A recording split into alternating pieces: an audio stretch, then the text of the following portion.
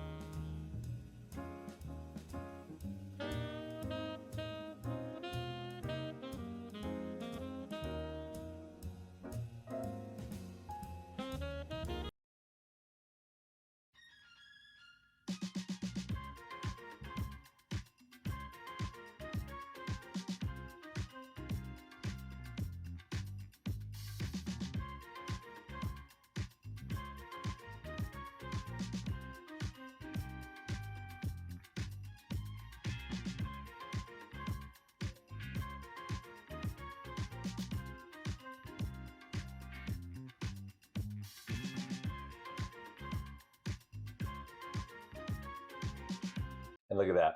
Look at that. Doesn't that look really good? Before I go on, I need to take a bite of it. Mmm. Mmm. Mm-hmm. Mm. Mm-hmm. Oh my God. Hell of syrup.